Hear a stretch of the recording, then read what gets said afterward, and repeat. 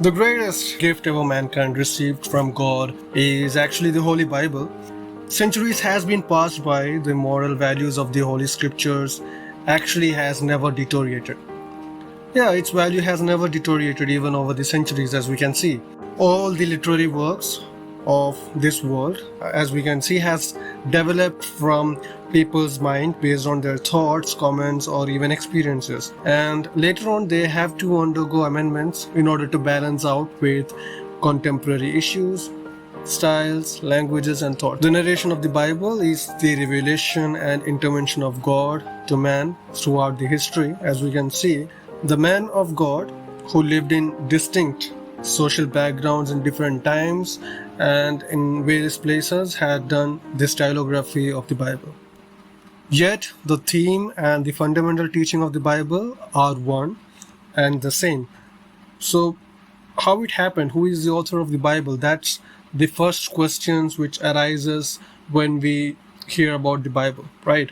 Well, it's not actually a suspense, but everybody knows that the author of the Bible is the Holy Spirit, because men of God were actually directed or prompted by the Spirit or the Spirit of God to write this.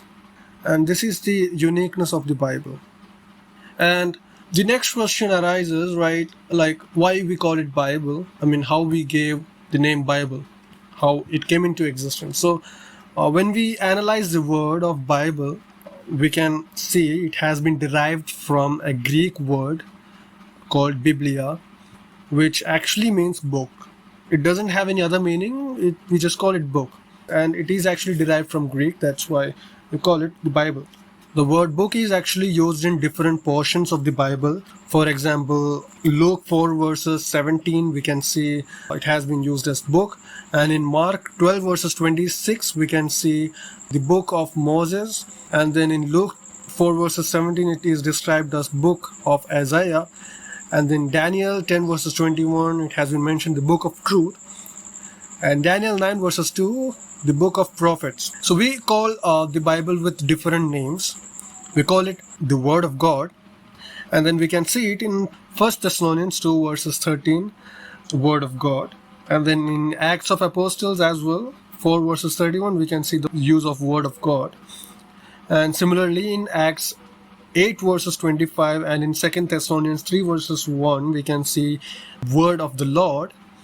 In Colossians 3 verses 16, we can see Word of Christ. Similarly, in other chapters of Philippians, Ephesians, Romans, we can see the use as Word of Life, Word of Truth, and the Word of Faith.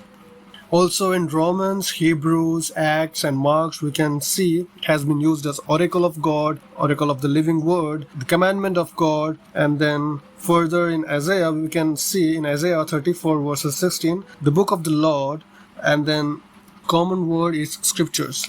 In short, before the name Bible came into existence, the people in the ancient times, they called it the Word of God or the Scriptures or the Oracle of God or the Book of the Lord. And we can see it in the Bible itself. It's not something external or an external fact. It is actually inside the Bible. The Bible talks about the Bible itself. So who wrote the Bible? That's another question which arises when we read the Bible or when we try to understand the literary work of the Bible. We can see the Bible begins with Genesis and ends with Revelation. The first 5 books of the Bible was written by Moses, and then the last, which is the Revelation, is written by Apostle John, the beloved disciple of Jesus Christ. Moses was a scholastic giant of Egypt, and he began the writing of the Bible somewhere around 1500 BC. And then Apostle John, when he concluded the Bible, he wrote the Bible somewhere in around AD 95. So if you can see the differences, it took almost 1600 years for these people to write the books. Not only Moses, we do have another 40 people who wrote it. We do have ministers, kings like David. We do have army chiefs, philosophers, lawyers, scientists, and then prophets, of course, shepherds. We do have farmers, fishermen, and tax collectors. And yeah, we do have a doctor too who wrote the Bible. While we go through it, we can see the literary style of the various Bible or the writers. We can see it never changed, and they never exchanged the idea of the literary work. they never seen each other. The one person writing the Psalms has never seen the other person who completes it. So how the literary work remains the same? That's another question which arises. So the answer to that question is the literary work, or the idea behind the literary work or theme of the Bible, is actually the Spirit of the Lord, who coordinated everything throughout the centuries. And we can see the literary work of the Holy Scripture is done from Asia, Europe, and Africa.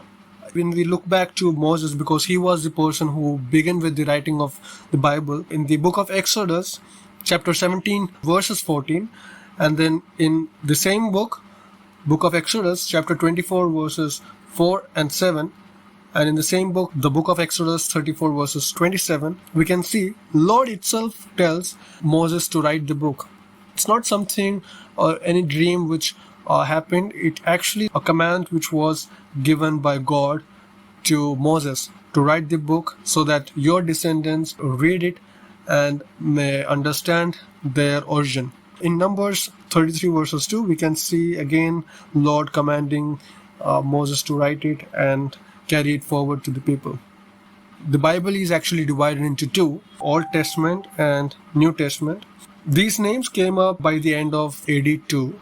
It was used to differentiate between the Hebrew literary work with the Christian literary work. So the Old Testament actually shows the covenant given through Moses to the Israelite. In Exodus 24 verses 8, we can see the covenant which was given to Moses. But in New Testament, a new covenant has been established, which was through Jesus Christ, by Jesus Christ. And we can see about this new covenant in Jeremiah 31 verses 31. It's a prophecy about the coming of new covenant. But in Matthew 26 verses 28, we can see it being fulfilled. It's actually confusing, but we can go forward. In this series, we will be able to understand this, the covenants and all. So the Old Testament, it consists of 39 books, and the New Testament has 27 books. The Old Testament is again divided into 5, such as Pentateuch, which is actually the first 5 books of the Bible, Genesis to Deuteronomy, which was written by Moses. And then the historical books, which is Joshua to Esther. And then we do have the poetic books, which is somewhere from Job to the Song of Solomon. We do have major prophets, Isaiah, Jeremiah, Ezekiel, and Daniel. We do have minor prophets, which is from Hosea to Malachi.